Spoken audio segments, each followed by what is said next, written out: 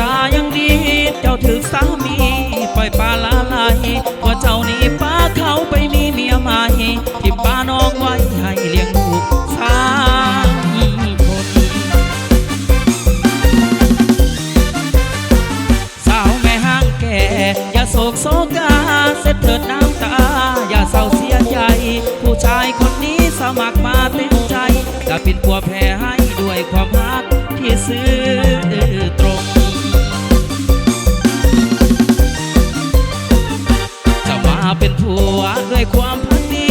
จะเป็นสามีจะหักเมียหักลูกจะสร้างฐานะเพิ่มพูนคูณสุขจะยากจะทุกข์อายจะสู้